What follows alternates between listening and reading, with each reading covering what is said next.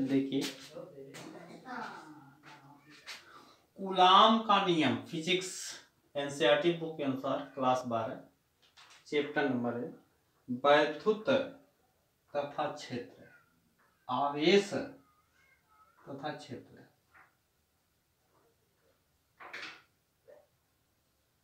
आवेश तथा क्षेत्र। इस चैप्टर में कूलाम का नियम, कूलाम का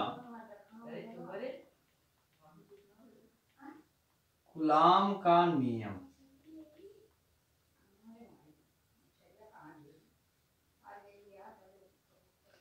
कूलाम के नियम अनुसार फ्रांस का वैज्ञानिक 1806 ईस्वी में इन्होंने कूलाम का नियम का प्रतिपादन किया और इन्होंने अपने नियम में यह दिया कि दो आवेशों के बीच लगने वाले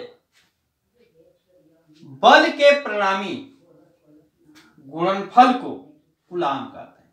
यानी दो आवेशों के बीच, ये दो आवेश है और दो आवेशों के बीच लगने वाले बल के परिणामी गुणनफल को हम कूलाम का नियम कहते हैं। यह नियम जो है फ्रांस का वैज्ञानिक कूलाम ने दिया, वैज्ञानिक का नाम ही कूलाम था। अब इसमें सूत्र इन्होंने दिया बल बराबर के नियतांक Q1 Q2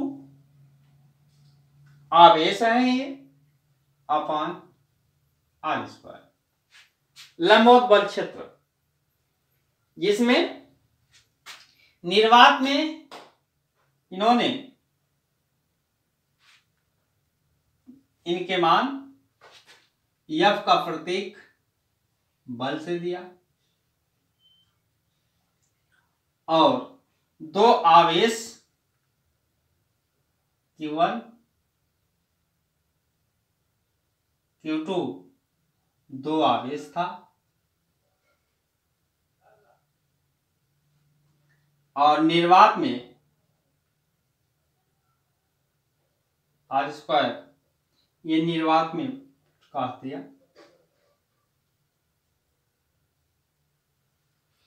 इस तरह से यह कूलाम का नियम का सत्यापन होता है। अगली पॉइंट है वैद्युत क्षेत्र। वैद्युत क्षेत्र, वैद्युत क्षेत्र किसे कहते हैं? आइए हम देखते हैं वैद्युत क्षेत्र किसे कहते हैं।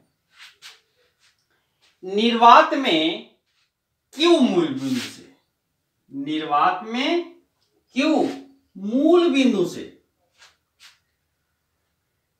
O पर रखा अन्य बिंदु, वो है जो अन्य बिंदु है, पर Q पर रखा है, जो Q पर, यह बिंदु जो है Q आवेश पर रखा है, तो OP आपका OP बराबर R, यह बिंदु से त्रिज्या R होती है। तो R पर इनका सूत्र होता है E बराबर क्वेश्चन में 1/4 पाई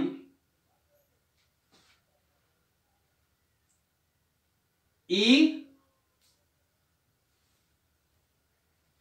Q अपॉन R स्क्वायर। निर्वात में वैद्युत क्षेत्र का यह सूत्र है। तो निर्वात में Q मूल बिंदु से O पर रखा आवेश या अन्य बिंदु Q पर P पर रखा है, तो OP बराबर R, ये इनका जो है वैद्युत क्षेत्र का सूत्र है। अगला आता है आवेशों के निकाय के कारण वैद्युत क्षेत्र। कुछ उदाहरण हैं।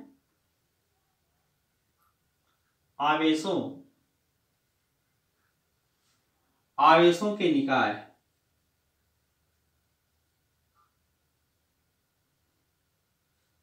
आवेशों के निकाय के कारण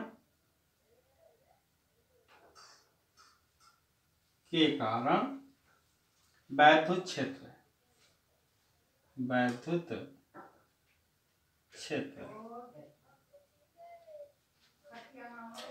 अब देखें आवेशों के निकाय के कारण वैद्युत क्षेत्र में हम दे रहे हैं कि माना Q1 Q2 एनसीईआरटी बुक के अनुसार है, माना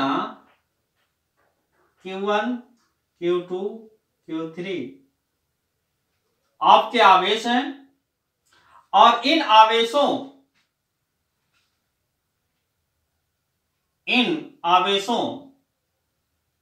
के मूल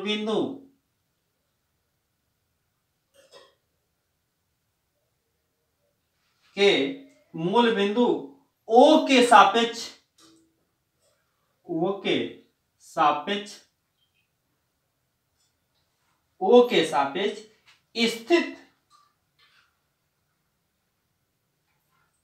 स्थित क्रमशः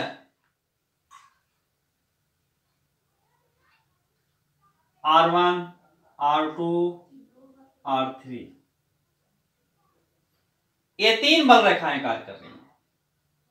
तो जैसे ये बिंदु है और इस बिंदु से बल रेखाएं ले लीजिए भिन्न भिन्न,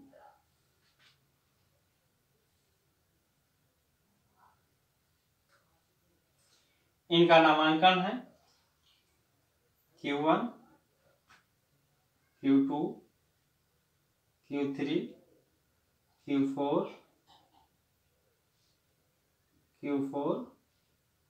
Q5 Q6।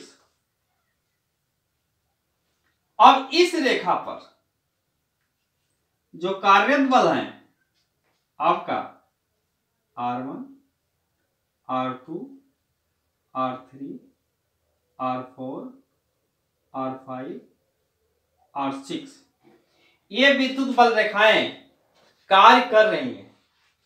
तो इस प्रकार इनके E√R प्रतीक इसका E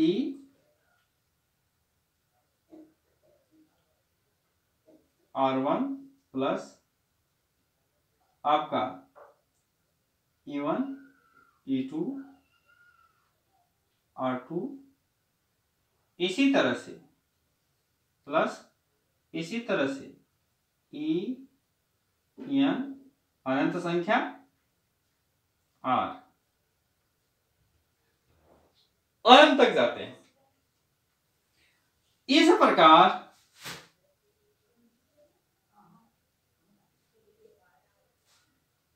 प्रकार आपका E में R हो जाएगा 1/4 पाई परिधि स्पाइनल Q1 बटा R square R plus Q2 बटा R2 स्क्वायर R1 अनंत तक यह संख्याएं सत्यापित होती हैं और यही प्रक्रिया जो है सिद्ध होती है। इस तरह से ये बल रेखाएं कार्य करती हैं।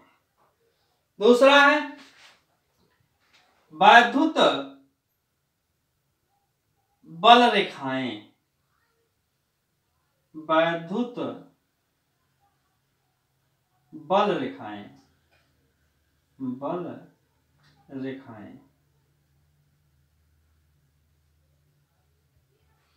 वैद्युत बल रेखाएं देखिए, वैद्युत क्षेत्र यह सदस्य राशि है। वैद्युत बल रेखाएं इसी तरह से निश्चित बिंदु से ही कार्य करती हैं, जैसे आपका ये वैद्युत बल रेखाएं हैं, जिसमें ओ बिंदु Q1 अर्थात R2 माइनस OP2। अब ये बल रेखाएं भिन्न भिन्न हो सकती हैं, जो भिन्न भिन्न दिशाओं में भिन्न भिन्न आवेशों पर ये बल रेखाएं कार्य करती हैं। अब हम देखते हैं कि यह जो है निम्न गुणों का पालन भी करती हैं। ये रेखाएं निम्न गुणों का पालन करती हैं, उनके नियम देखिए।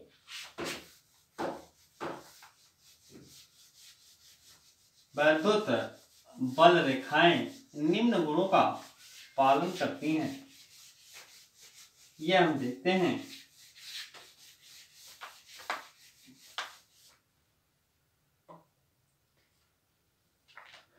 निम्न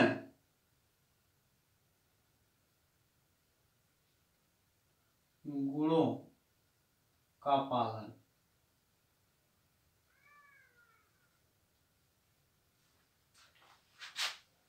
निम्न गुणों का पालन करती हैं। नंबर 1, इनका पहला पॉइंट है, यह धन आवेश से आरंभ करती हैं। कहां से? धन आवेश से आरंभ करती हैं। कहां तक जाती हैं? ऋण आवेश तक।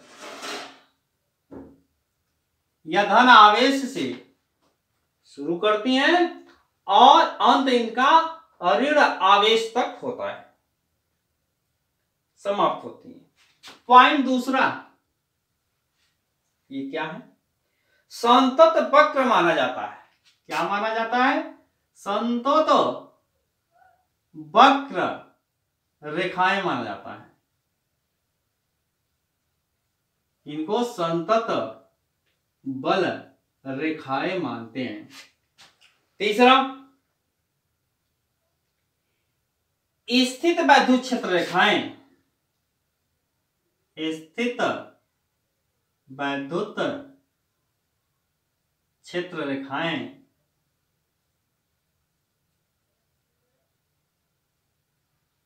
स्थित वैद्युत क्षेत्र रेखाएं ये जो है बंद लूप नहीं बनी रहती है। ये सदैव बंद लूप में नहीं बनी रहती है। बंद लूप में बनी नहीं रहती है।